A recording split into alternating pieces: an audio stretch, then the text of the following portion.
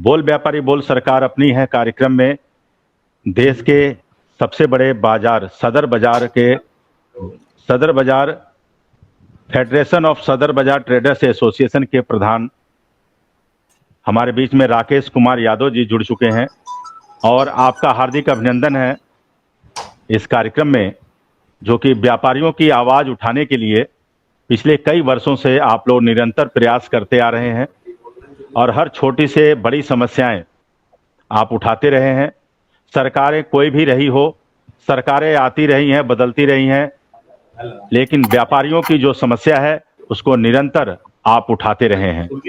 आपका इस कार्यक्रम में हार्दिक अभिनंदन है, स्वागत है। राकेश जी, आपका बहुत बहुत अभिनंदन है। आपका आज का ये मंच किया, अभी बाबूजी बोल रहे थे जी, कॉम्प्लायंसेस की बात की आपने। सरकारों की पहली बात तो ये है कि हमारे को व्यापारी को कैसे यूनाइटेड किया जाए, कैसे आत्मविश्वास दिया जाए, कैसे आत्मसम्मान की बात की जाए। हमारे सदर बाजार में नियर अबाउट 40,000 शॉपकीपर हैं, बड़ी छोटी छोटी दुकानें हैं। और इसका जो सही एक्चुअल डेवलपमेंट हुआ यह हम लोगों ने किया वो 47 में जब कंट्री का डिवीजन हुआ तो उन लोगों ने किया। सरकार ने, चाहे वो कोई भी सरकार रही हो, उसने मार्केट व्यापारी ट्रेडर्स के लिए कोई इंफ्रास्ट्रक्चर से काम नहीं किया। ये सबसे बड़ी दुखद बात है। और व्यापारी गाय, दूध देने वाली गाय है, उसके लिए सरकार के सारे सपने व्यापारी पूरी करता है। जैसे बाबूजी बता रहे थे कि चाहे मंदिर हो, मस्जिद हो, स्कूल हो, गुरुद्वारे हो, ये सब व्यापारी के फंड से चलते हैं, इसमें कोई शक नहीं। और जब हमारे प्रधानमंत्री नरेंद्र मोदी जी या कोई भी सरकार रोजगार की बात करती है तो उनको एक्चुअल प्लेटफॉर्म पर व्यापारी लाता है। जब एक व्यापारी दुकान खोलता है या एक इंडस्ट्रीज लगती है तो सैकड़ों लोगों को रोजगार मिलता है। इस बात को सरकार को पूरी तरीके से समझना चाहिए कि व्यापारी की दृष्टि में सरकार को ये सरकार की जो निगाह में होना चाहिए वो व्यापारी एक देश का नागरिक है और आर्थिक तंत्र का मुख्य हिस्सा है। अगर इस मुख्य तंत्र के साथ कोई खिलवाड़ होता है तो जीडीपी, इकोनॉमी डाउन जाती है, रोजगार फेल होता है। और व्यापारी ना केवल व्यापार करता है बल्कि आपदा के टाइम के अंदर, चाहे कोई भी आपदा रही हो, उसमें भी एक बहुत बड़ा इंपॉर्टेंट रोल प्ले करता है। क्योंकि हिंदुस्तान के अंदर नियर अबाउट 9 करोड़ व्यापारी है जी, दिल्ली के अंदर 7 लाख व्यापारी है। और जितना चैनल मजबूत व्यापारी का होता है, मैं समझता हूँ किसी आरडब्ल्यूएस का बाकी नहीं होता। हर कॉर्नर पे हमारा व्यापारी, चाहे वो पान की दुकान हो, चाहे वो बड़ा इंडस्ट्रीज हो, हर कॉर्नर पे हमारी पहुंच है। हमें अपने व्यापारी को कैसे मोटिवेट किया जाए, आत्मसम्मान दिया जाए और सरकार को समझाने के लिए वो मूल मंत्र कैसे दिया जाए कि सरकार को हमारी बात समझानी चाहिए। क्योंकि मेरा मानना ये है कि अगर आपको अपनी बात समझाना आती है, या तो आप समझ लीजिए सामने वाले की बात, सरकार की बात, और अगर सरकार को आपकी बात को समझानी है तो आपको समझाना भी आनी चाहिए। सिस्टम तो तभी बनेगा ना, या तो मैं आपकी बात समझ लूं या समझा लूं। तो ये हमारे व्यापारी वर्ग को इस मामले में गहन मंथन की बात है। जहां तक मैं समझता हूं इस बात के लिए कि हमारा जो आज तक का स्ट्रक्चर रहा व्यापारी संगठनों में, वो 13 दुकान और 14 प्रधान की बात है। एक प्रधान को अपनी पोस्ट नहीं मिलती, वो सारा व्यापारी स्ट्रक्चर को थोड़ा खराब करता है। और दूसरी बात यह कि जो हमारे व्यापारी नेता हैं उनके दिमाग में क्लियर रहता है कि मुझे राज्यसभा का मेंबर बनना है, मुझे एमएलए की सीट मिल जाए, मुझे काउंसलर की सीट मिल जाए, मैं किसी बोर्ड का मेंबर बन जाऊं, मुझे लाल बत्ती की गाड़ी मिल जाए तो जिस समाज से निकलूं, अरे अरे प्रधान जी आ रहे हैं। ये जो सोच है वो हमारे व्यापारी नेताओं को छोड़नी पड़ेगी। अगर हम व्यापार का भला चाहते हैं तो व्यापार के लिए मंथन करना पड़ेगा हमें डीप में जाकर कि हम अपने व्यापारी वर्ग के लिए क्या कर सकते हैं। तो एमएलए एमपी तो बाद में बन जाएंगे, आप जो बनेंगे नहीं बनेंगे, लेकिन हमारे जब सरकार से हम बात करते हैं तो हमारी सोच होनी चाहिए कि मंत्री जी से या सरकार से हमारे संबंध खराब ना हो जाएं। क्योंकि मेरी जब टिकट का फैसला होगा तो वो टिकट का फैसला ये सरकार विरोधी माना जाएगा। ये जो सोच है ना, ये मैं समझता हूं कि हमारे व्यापारी नेताओं को और हमारे एमटीएस के संगठनों को ये बात बिल्कुल क्लियर कर देनी चाहिए कि जो राजनीतिक लोग हैं वो राजनीति हमारे संरक्षक जरूर हो सकते हैं लेकिन हमारे हेड नहीं। हमारी बात को सरकार तक पहुंचाने का एक मीडियम जरूर हो सकते हैं, माध्यम जरूर हो सकते हैं, लेकिन पहुंचाएंगे हम ही। अगर आज मैं अपनी दुकान पर सुबह 9 बजे से लेकर 10 बजे तक, 8 बजे तक बैठता हूँ तो मुझे मालूम है कि मेरा व्यापारी वर्ग क्या समस्याएं फेस आउट करता है। जब जीएसटी का कानून लागू हुआ तो जीएसटी के कानून के लिए व्यापारी वर्ग तैयार नहीं था, सरकार ने उसके लिए थोरली स्टडी नहीं की। तो उसमें क्या हुआ, आपने देखा कि जो चार्टर्ड अकाउंटेंट थे, हमारी बात तो छोड़ दीजिए, व्यापारी तो जो पढ़ा लिखा है वो भी पढ़ा लिखा नहीं रहता अपने दुकान के चक्कर में, और जो अनपढ़ है बेचारा वो तो अनपढ़ हो ही जाता है। लेकिन सरकार ने जिसके लिए कानून बना रही है, जिससे उस कानून को इम्प्लीकेशन करना है, उस व्यापारी तक को विश्वास में लेती। आखिर उन आईएएस ऑफिसर्स को हमें समझाना पड़ेगा कि आप अपने एयर कंडीशन ऑफिस में बैठ के फैसले मत कीजिए।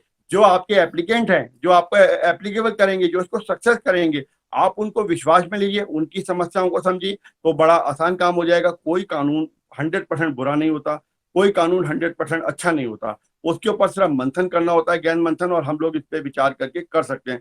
लेकिन सरकार पहले ही पूर्वग्रसित होकर एक कानून बनाई थी, ये फॉलोअप होना चाहिए, क्योंकि आई एम आईएएस ऑफिसर, मैं आईएएस ऑफिसर हूँ, मुझसे बड़ा तो कोई हो ही नहीं सकता क्योंकि मैंने यूपीएससी क्लियर किया है। नो नो नो, ऐसा नहीं है जी। यहाँ पे लाला जो है वो दुकान पे जो बैठता है उससे व्यापार की ज्यादा समझ है इन कंपेरेटिवली किसी आईएएस ऑफिसर को। एक एमबीए जो स्टूडेंट जो पढ़ते हैं, वो भी हमारे बुजुर्गों ने हमें सिखाया व्यापार करने का तरीका, हमने उससे सीखा। ये बात जैसे अभी बाबूजी बता रहे थे, ये सरकार को हमें समझाना पड़ेगा कि आप हमारे अंडर में काम करते हैं, अगर आपको आर्थिक तंत्र मजबूत करना है तो हमें समझना पड़ेगा आपको। जिस दिन हमने ये सरकार को समझा दिया, जिस दिन हमने अपनी यूनिटी शो ऑफ कर दी कि हम लोग सरकार के मुख्य तंत्र और लोकतंत्र के अंदर हमें भी उतना राइट है जिसपे 135 करोड़ जनता को वोटिंग देने का राइट है, तो हमारे को अपने आर्थिक तंत्र मजबूत करने के लिए, क्योंकि हम करते हैं आर्थिक तंत्र मजबूत, उसको आपको समझना ही पड़ेगा, 100% समझना पड़ेगा।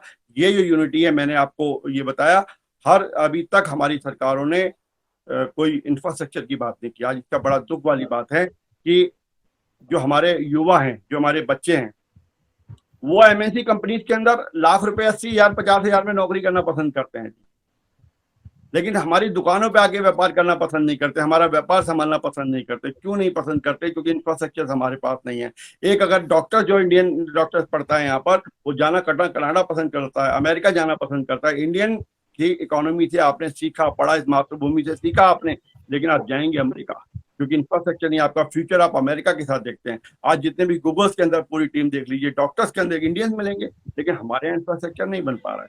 इस पे सरकार को और सिटीजन ऑफ इंडिया होने के नाते हमको पूरी तरह से गहन मंथन करना पड़ेगा। पहले हम सिटीजन ऑफ इंडिया हैं, उसके बाद व्यापारी हैं। हम अपने देश के लिए क्या कर सकते हैं, अपनी मातृभूमि के लिए क्या कर सकते हैं, और सबसे बड़ी बात अपनी यूनिटी बनाने के लिए क्या कर सकते हैं। इसी में सभी व्यापारिक बंधुओं को पूरी तरीके से विचार विमर्श करके एक आउटपुट रिजल्ट निकलना पड़ेगा। और हमारे जो मतभेद हैं, उन मतभेदों को हमें शॉर्ट करना पड़ेगा। हमारे मतभेद हो सकते हैं, मनभेद नहीं है जी। हमारे किसी व्यक्ति से ये हो सकता है कि रास्ता जाने का अलग अलग हो सकते हैं, लेकिन इस रास्ते को हम कैसे यूनिटी बनाए, एक रोड बना लें जिससे हमारी पब्लिक न जाए। आज हिंदुस्तान में जब किसान आता है तो सरकार डर जाती है, कोई मजदूर यूनियन 1 मई को करके डर जाती है, लेकिन जब व्यापारी कहता है कोई बात नहीं, 42 दिन हड़ताल रही जी हमारे व्यापारी की, ज्वेलर्स की, लेकिन सरकार ने कोई बात सुनी नहीं, तो हमें ये वो देवता चुनना पड़ेगा। जैसे किसी देवता को अगर मतलब जो है हम पूजा करते हैं तो उसके मंत्र सीखते हैं कि इसके ओम नमः शिवाय का मंत्र करेंगे, ओम नमो नारायण भगवते करेंगे भगवान विष्णु को करने के लिए, तो हमें वो मंत्र जरूर ढूंढना पड़ेगा बाबूजी, जो सरकार को समझ आ जाए बात को। अब वो चाहे वो यूनिटी हो, चाहे वो कोर्ट का रास्ता हो, या कोई भी रास्ता हो, लेकिन इसका मंथन हमें एक प्लेटफॉर्म पर बैठ के जरूर करना पड़ेगा। यही मेरी सभी व्यापारिक बंधुओं से प्रार्थना है। Thank you very much. बहुत ही सुंदर राकेश जी। और जी रजनीकांत जी, एक बात कहूंगा मैं। हाँ सर। कि आत्मबल की बात मैंने कही थी, संगठन की बात, और तीसरी नीति की बात। विजय बिना नीति के नहीं होती। कितनी भी शक्ति क्यों ना हो, जो अपने कार्य इकट्ठे होकर चलना पड़ेगा। आपस में विचार चाहे अलग हों, लेकिन एम एक है, तो उस एम के लिए सबको साथ में चलना, इसके लिए प्रयास करना। और जो नेशनल थॉट्स ने जो चैनल, ये प्लेटफॉर्म बनाया है, कि बिना किसी पार्टी के, बिना किसी वर्ग भेद के, केवल व्यापारी की समस्या उठाने के लिए हमने प्रोग्राम बनाया है। मैं चाहूंगा हम सब लोग कोशिश करें कि अपनी आवाज को मिलकर इतना बुलंद कर दें, और लेकिन साथ में नीति भी रखें। नीति के बिना कोई भी शक्ति सफल नहीं होती है। और नीति हो तो जैसे पंचतंत्र अपनी जो किताब आती है, उसमें केवल नीति के बल के ऊपर चिड़िया ने भी हाथी को जीत लिया, बाज को जीत लिया। तो अपने आप को आत्मसम्मान के रूप में, आज से मेरे आग्रह रहेगा रजनीकांत जी, इस बात को कहें कि व्यापारी अपने आप को प्रगतिवीर कहना शुरू करें।